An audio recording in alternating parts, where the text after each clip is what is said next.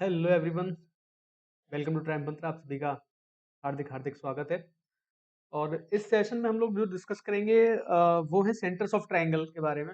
और इस सेशन में पर्टिकुलरली मैं डिस्कस करूंगा इन सेंटर यानी कि अंतः केंद्र। देखो भाई, एक बात समझना ध्यान से, सेंटर्स ऑफ ट्रायंगल में पढ़ाऊंगा सारे के सारे, है ना।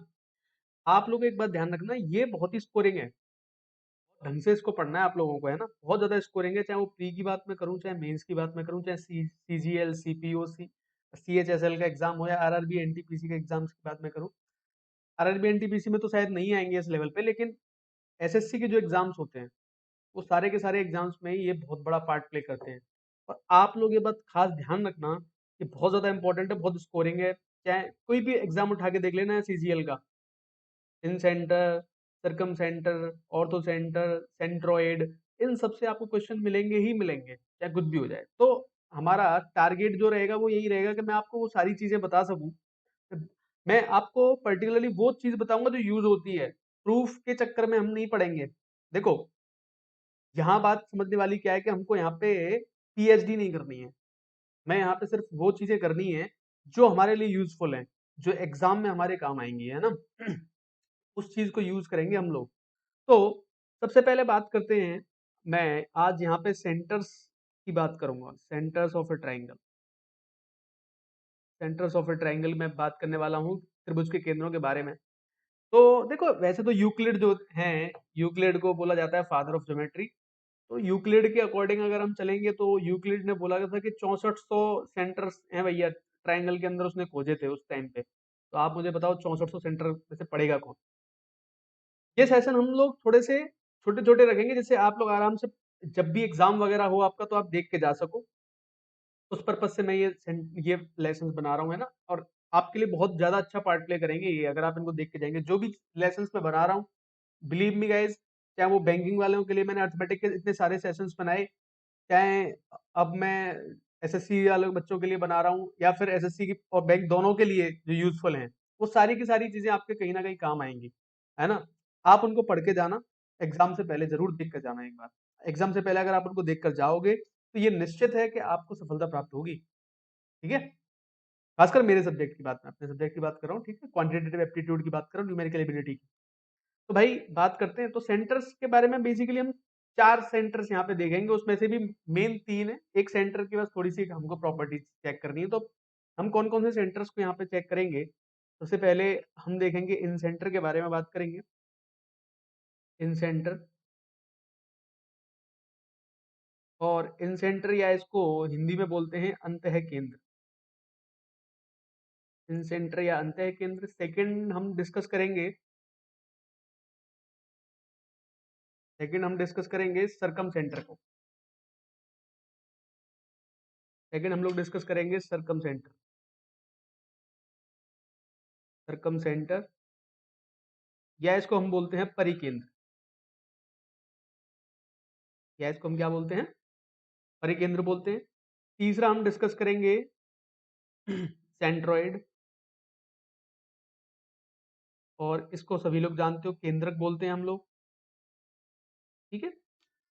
और चौथा जो हमें थोड़ा सा डिस्कस करना है वो है ऑर्थोसेंटर। इन्हीं पर टिकी है सारी कहानी, बस लंब केंद्र, ठीक है। ठीक है, तो इसमें सबसे ज्यादा जो बड़ा लेसन बन सकता है तो वो सेंट्रॉइड के ऊपर बन सकता है, ठीक है। इन सेंटर और सर्कम सेंटर भी इंपॉर्टेंट है अपने आप में, ठीक है। तो बढ़ते हैं आगे। सबसे पहले बात मैं करता हूँ इन सेंटर के बारे में, कि इन सेंटर क्या होता है, अंतः केंद्र क्या होता है, ठीक है। इसी को लेके चल रहा हूँ सबसे पहले मैं।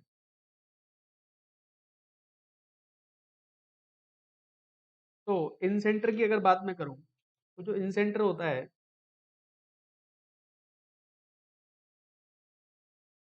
या इसको हिंदी में बोलते हैं अंतः केंद्र,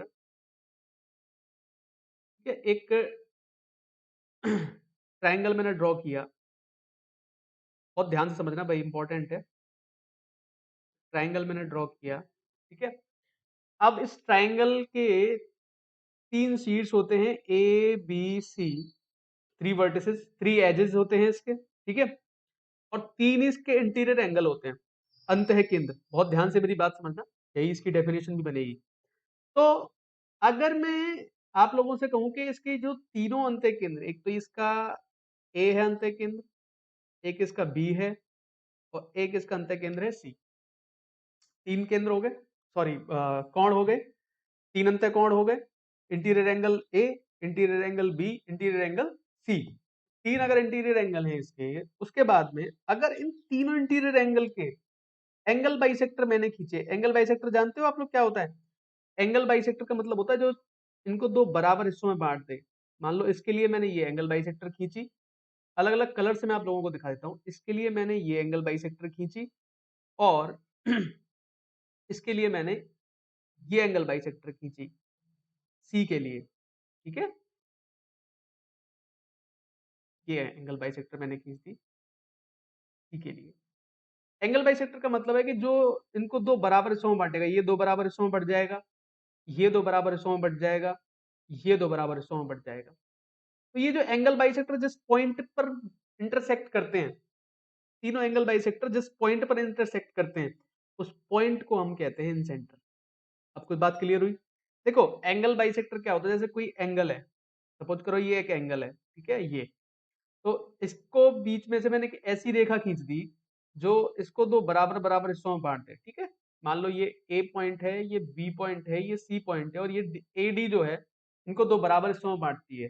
तो ये ए डी जो है वो एंगल बाइसेक्टर कहलाएगी हमारी। ए डी जो है इसको हम क्या बोलेंगे? कोण समद्विभाजक भाजक, कोण समद्विभाजक भाजक या एंगल बाइसेक्टर। क्या बोलेंगे इसको हम? एंगल बाइसेक्टर, ठीक है। क्लियर है यहां तक बात सबको? ठीक है, तो ये एंगल बाइसेक्टर बन गई इसकी। अब ध्यान से मेरी बात समझो। तो ये जो सेंटर बना, इस सेंटर को हम बोलते हैं आई, और आई का मतलब आई लव यू, मतलब इन सेंटर। अंत है केंद्र, ठीक है।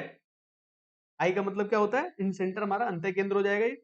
देखो इसकी खासियत होती है, इस अंत केंद्र की एक खासियत होती है। वो खासियत क्या होती है कि अगर तीनों साइड से मैं परपेंडिकुलर ड्रॉ करूं, तीनों साइड से अगर मैं परपेंडिकुलर ड्रॉ करूं इस पे, ध्यान से मेरी बात समझना, मैं कलरफुल इसलिए बना रहा हूं कि आपको एक चीज देखो, ये परपेंडिकुलर यहां डाला मैंने, ठीक, ये परपेंडिकुलर यहां डाला मैंने और ये परपेंडिकुलर मैंने यहां डाला, ठीक है। ये दोनों, ये परपेंडिकुलर डिस्टेंस जो होगी ना तीनों साइड से बराबर होगी।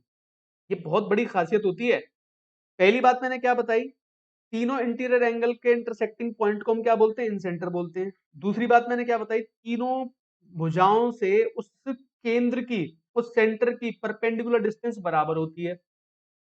अगर ये बराबर होती है तो इसको अगर मैंने केंद्र मान के एक सर्कल ड्रॉ किया, एक सर्कल ड्रॉ किया, तो वो सर्कल कुछ इस तरीके से बनेगा गाइस। वो सर्कल कुछ इस तरीके से बनेगा। इस सर्कल को हम बोलते हैं इन सर्कल। तीनों भुजाओं को टच करेगा, इन सर्कल बोलते हैं, या इसको बोलते हैं अंतःवृत्त, ठीक है। क्या बोलते हैं इसको हम? अंतःवृत्त बोलते हैं, इन circle.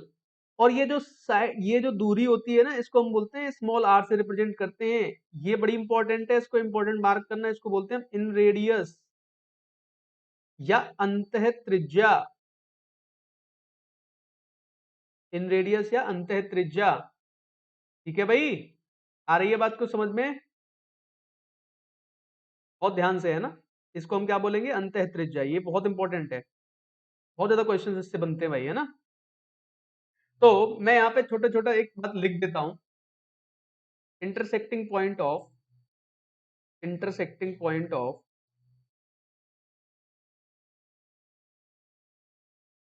All three interior angle bisectors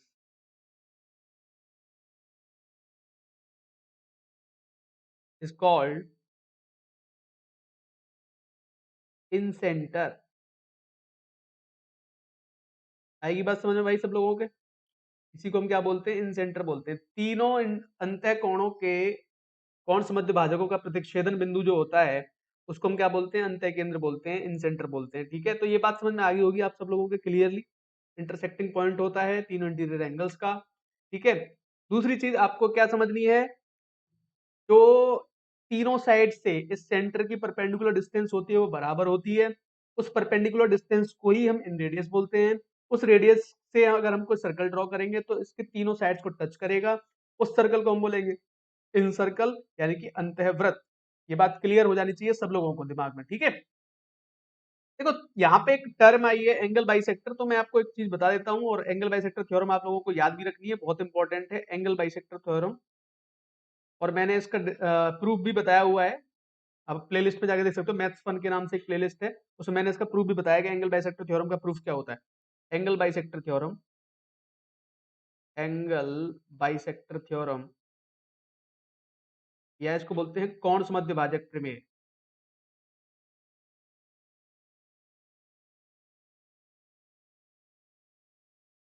क्या इसका स्टेटमेंट है, स्टेटमेंट हमेशा याद रखना है आप लोगों को, है ना।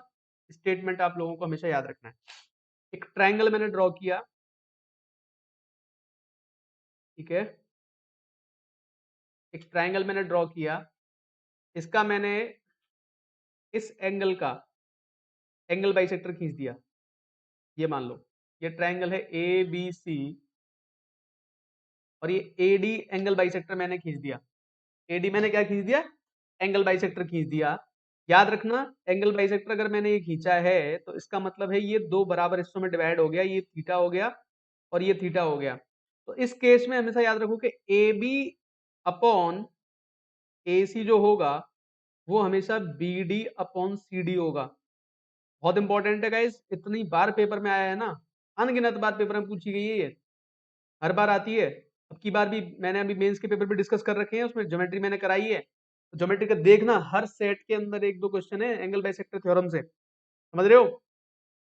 हर सेट में इससे क्वेश्चन है, इसी पैटर्न पे क्वेश्चन है। यानी कि अगर तुम और इसको सिंप्लीफाई करना चाहो तो ऐसे सिंप्लीफाई कर सकते हो, अगर ये ए है और बी है, और ये अगर एक्स है और ये अगर वाई है, तो ए अपॉन बी जो होगा वो किसके बराबर होगा, एक्स अपॉन वाई के बराबर होगा। और इसके अकॉर्डिंग ही तुम लोग बना सकते हो अपना, मतलब कि अगर वो किसी भी एंगल के थ्रू, जैसे सपोज करो मान लो ये वाला डायग्राम बना के दे देता तुमको वो, मान लो ये एक ट्राइंगल है, ठीक है, और यहां से खींच के दे दे, अगर मान लो ये ए बी सी हो गया, और ये B A B C B D मान लो ये आपकी बात है ना। तो अगर मैं इस केस में बात करूं, सेकंड केस में अगर मैं बात करूं, तो मैं कैसे लिखूंगा, ध्यान से समझो। ये साइड और ये साइड का रेशियो जो होगा, यानी कि A B upon B C जो होगा वो क्या होगा, A D upon C D. अब आई कुछ बात समझ में, यानी कि ए बी और बी सी का जो रेशियो बनेगा वो किसके रेशियो के बराबर बनेगा, ए डी और सी डी। स्टेटमेंट याद रखना है, statement is very very important. इस स्टेटमेंट के अकॉर्डिंग ही हम लोग आगे बढ़ेंगे, समझना बात को बहुत ध्यान से, इस स्टेटमेंट के अकॉर्डिंग ही हम लोगों को आगे बढ़ना है, ठीक है। तो अब बात करते हैं इन रेडियस के बारे में थोड़ा सा। देखो मैं ज्यादा बड़े बड़े सेशन नहीं बनाऊंगा, छोटे छोटे सेशन तुम्हारे भी काम आएंगे, और एक एक चीज क्लियर हो जाएगी तुम लोगों को जो तुम्हें पढ़नी चाहिए एक्चुअली, है ना। क्या जरूरी है क्या जरूरी नहीं है, ये चीजें ही कोशिश करूंगा। मैंने इतनी बार एग्जाम दिया है एसएससी का, तो अपने उस एक्सपीरियंस से मैं तुमको बस वो सारी चीजें साझा करने की कोशिश करूंगा जो सारी चीजें मेनली एग्जाम में पूछी जाती है ना। तो आप लोग तैयारी करिए भाई, जब तक हम टीयर टू या इन सब चीजों के बारे में नहीं सोचेंगे तो हम एग्जाम कैसे क्रैक करेंगे, कोई भी एग्जाम। एग्जाम क्रैक करने के लिए सबसे पहला मूल मंत्र यही होता है कि हमको कुछ ना कुछ तो करना है, समझना मेरी बात को, है ना। पहले तो हमको एक गोल थोड़ा तैयार करना पड़ेगा ना अपना, और उसके लिए फिर हमें उसकी तरफ बढ़ना पड़ता है, तो बढ़ने का ही जरिया है ये सारी चीजें, ठीक है। तो इन रेडियस की अगर मैं बात करूं, तो इन रेडियस क्या होती है बेसिकली, इसको मैं थोड़ा सा तुम्हें ढंग से समझाता हूँ। एक ट्राइंगल मैंने लिया, ठीक है, अगर मान लो ये इन सेंटर है यहाँ पे, ये है ए, ये पॉइंट है बी, और ये पॉइंट है सी। तो सबसे पहली बात, एक तो ये मिलेगा भाई बी आई, ए आई मिलेगा यहाँ पे, और ये क्या है, सी आई।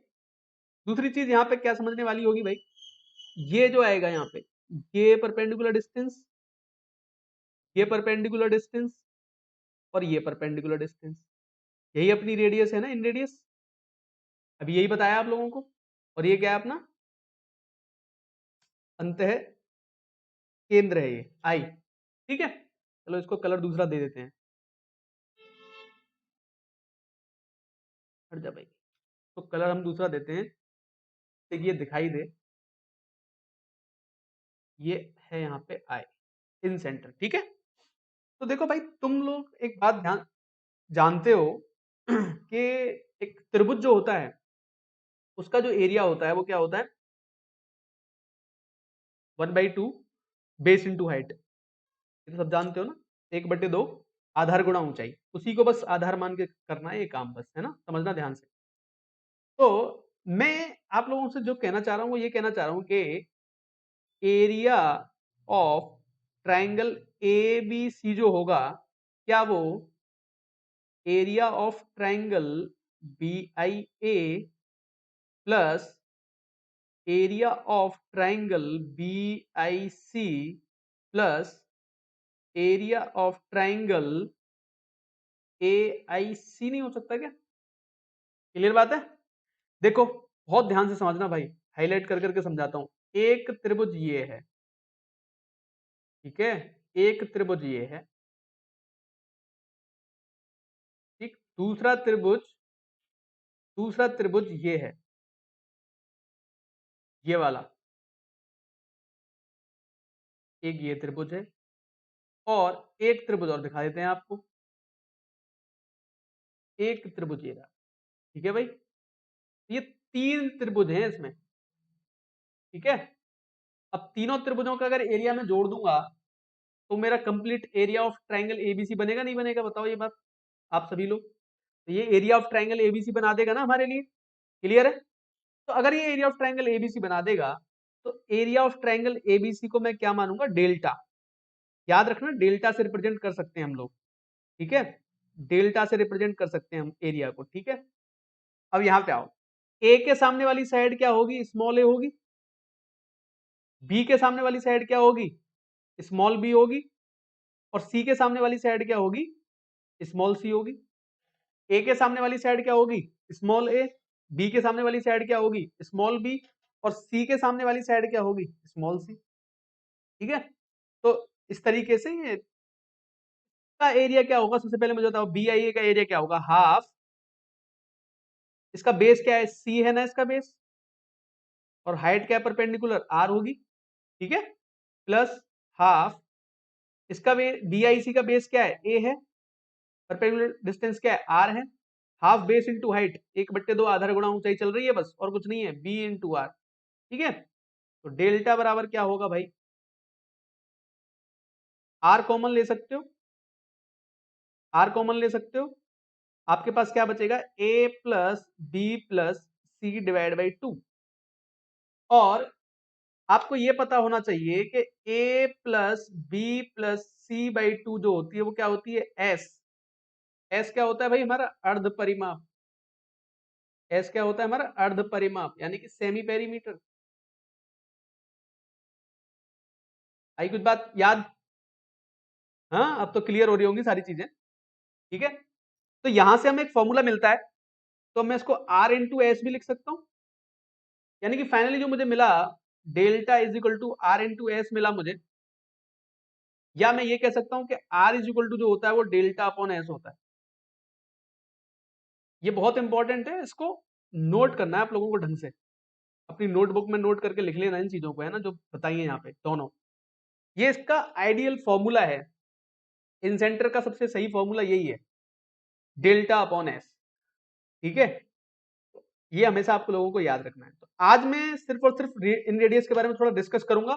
नेक्स्ट जो इसका लेक्चर मैं बनाऊंगा इन सेंटर का, उसमें जितनी भी प्रॉपर्टीज एग्जाम्स के अंदर आती हैं, जहां कहीं भी पूछी जाती है ना, सारी बता दूंगा आपको, एक एक प्रॉपर्टी के बारे में बताऊंगा, समझ रहे हो, एक एक प्रॉपर्टी के बारे में बताऊंगा, कोई भी प्रॉपर्टी छूटेगी नहीं हमसे। देखो, अब अगर मैं बात करूं, इन रेडियस मुझे निकालनी है, इन रेडियस मुझे निकालनी है, और इन रेडियस निकालना है मतलब अगर मेरे पास इक्विलेटरल ट्राइंगल है तो,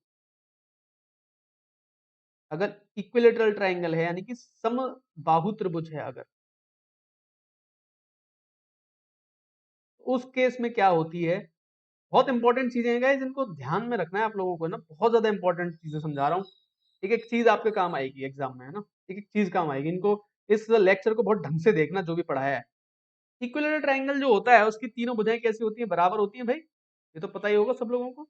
all sides are equal, all sides are equal, ठीक है। ये ए है, ये बी है, ये सी है। अगर ये ए है तो ए के सामने ए ही होगा, बी के सामने बी होगा, और सी के सामने क्या होगा भाई, सी हो जाएगा। ए के सामने ए होगा, बी के सामने बी होगा, और सी के सामने सी हो जाएगा। लेकिन अब मैं तुमसे ये पूछता हूं कि अगर ये समबाहु त्रिभुज है, ओहो, अगर ये समबाहु त्रिभुज है, अगर ये ए है तो भाई ये भी ए होगी, और ये जो सी है तो ये भी ए होगी, क्योंकि तीनों की तीनों साइड्स कैसी हैं, बराबर है। तो अगर इसके अंदर कोई एक हमने बना दिया, एक सर्कल बना दिया इस तरीके से, इन सर्कल बना दिया, एक इसके अंदर हमने एक इन सर्कल ड्रॉ कर दिया, और इसकी रेडियस की बात हमसे की गई कि इस रेडियस के बारे में बताओ। तो रेडियस मैंने अभी आपको क्या बताया, डेल्टा अपॉन एस होती है, डेल्टा अपॉन एस होती है भाई। तो डेल्टा क्या होता है, एरिया, तो डेल्टा क्या होता है इसका, √3/4 ए स्क्वायर होता है। ये बात पता होनी चाहिए। समबाहु त्रिभुज का क्षेत्रफल क्या होता है, √3/4 ए स्क्वायर। दूसरी चीज, इसका सेमी पेरीमीटर कितना होगा भाई, a+a+a डिवाइड बाई 2, यानी कितना हो जाएगा 3a/2। दोनों को इस फॉर्मूले में लगा दो, r is equal to delta क्या होगा, √3/4 ए स्क्वायर डिवाइड बाई 3a/2। ये कैंसिल आउट हो जाएगा, दो से ये दो बार कैंसिल हो जाएगा, √3 से ये √3 बार। तो यहां से फाइनली आर की जो वैल्यू निकल के आएगी वो कितनी आएगी गाइस, a/2√3 होता है, हमेशा याद रखना। अगर समबाहु त्रिभुज है, मान लो इस त्रिभुज की साइड जो दे रखी है वो 18 सेंटीमीटर दे रखी है, और मैंने इन रेडियस के बारे में आप लोगों से पूछा, तो आप कहोगे सर ये तो 18/2√3 हो जाएगी, यानी कि 9 हो जाएगा। √3 से ऊपर नीचे अगर मैं मल्टीप्लाई कर दूं, 3 से 3 बार कैंसिल हो जाएगी, यानी कि r इज इक्वल टू 3√3 आ जाएगा इस केस में। आई कोई बात समझ में, r इज इक्वल टू कितना आ जाएगा, 3√3 आ जाएगा सर इस केस में। तो बात समझ में आ रही है सब लोगों को, इस तरीके से निकाल सकते हैं, ठीक है। एक और बता देता हूं, अगर राइट एंगल ट्राइंगल हो तो राइट एंगल ट्राइंगल के केस में क्या होता है, ये सब पूछे जाते हैं गाइस, ध्यान रखना मेरी बात। जो भी समझा रहा हूं ना, सारी चीजें कहीं ना कहीं एग्जाम में पूछी जाती है, ठीक है। पहली मैंने क्या बताई, r इक्वल टू a/2√3 होता है, ये याद रखनी है, ठीक है। याद रह जाएंगी दिमाग में, अगर एग्जाम जब क्वेश्चन अटेम्प्ट करेंगे ना हम इन सब को लेके, तो सारी चीजें दिमाग में रहेंगी, ढंग से रहेंगी। अगर राइट एंगल ट्राइंगल है तो इन रेडियस कैसे निकालते हैं भाई, अगर राइट एंगल ट्राइंगल की बात मैं करूं, right angle triangle, right angle triangle यानी कि समकोण त्रिभुज।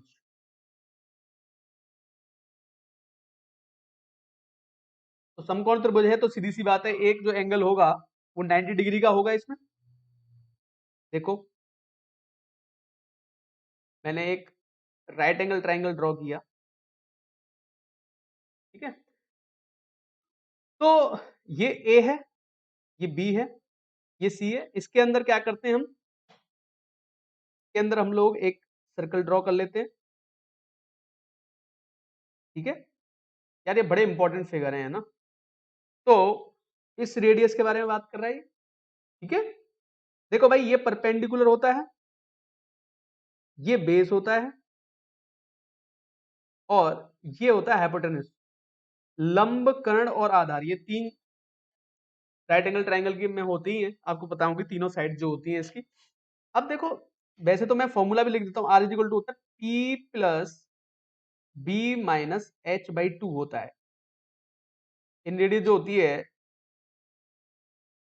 इन रेडियस जो होती है, ठीक है, क्या होती है, p+b-h/2, अगर राइट एंगल ट्राइंगल है। आती कैसे वो समझा देता हूं मैं आप लोगों को।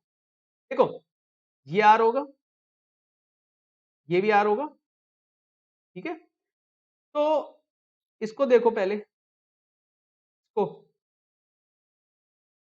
इसको समझते हैं ध्यान से, ठीक है। देखो, ये तो r हो जाएगा क्योंकि 90 डिग्री है, ये 90 डिग्री होगा, ये 90 डिग्री होगा, ये 90 डिग्री होगा, ठीक है। ये r होगा और ये r होगा। अगर ये r हो गया, अगर ये r हो गया, तो ये वाला जो, ये वाली जो है हाइट, ये हो जाएगी P माइनस आर। क्या हो जाएगी? P minus R, P minus R हो जाएगी। ये क्या हो जाएगी? B माइनस आर हो जाएगी। ठीक है भाई। अब मुझे आप एक बात बताओ, कोई भी अगर सर्कल होता है और किसी एक्सटीरियर एक्सटीरियर पॉइंट से हमने स्पर्श रेखाएं खींची, तो वो दोनों आपस में कैसी होती है? बराबर होती है। टेंजेंट, टेंजेंट बराबर होती है। बस इतना सा ध्यान देना है। बाकी करने इसको प्रूफ करने के और भी तरीके हैं, बाकी मैं सिंपलेस्ट कोशिश कर रहा हूँ, आप लोग सिंपलेस्ट तरीके से समझो इसको, है ना। तो ये दोनों बराबर होती है स्पर्श रेखाएं, तो आप ध्यान दो, ये और ये बराबर होंगी कि नहीं होंगी? ये बी माइनस आर ही होगी यहां से यहां तक। और इस पे ध्यान दो, ये वाली और ये वाली भी आपस में बराबर होंगी। ये क्या हो जाएगी फिर? पी माइनस आर हो जाएगी। ठीक है। तो आप एक बात बताओ, P minus R plus B minus R, P minus R plus B minus R is equal to H है कि नहीं? हाइपोटेनस हमारा। ठीक है। तो P plus B minus two R is equal to H हो जाएगा। और टू आर की वैल्यू जो आ जाएगी वो आ जाएगी P plus B minus H, और आर इज इक्वल टू क्या आ जाएगा? P plus B minus H by two. Very very very important. Mains में, प्री में इतनी बार ये क्वेश्चंस पूछे गए हैं ना गाइस, आते ही रहते हैं, बार बार पूछे जाते हैं आप। ठीक है, बार बार पूछे जाते हैं। तो मैंने आज जो समझाया आप लोगों को, सिर्फ मैंने आपको सिर्फ ये बताया कि इन रेडियस क्या होती है।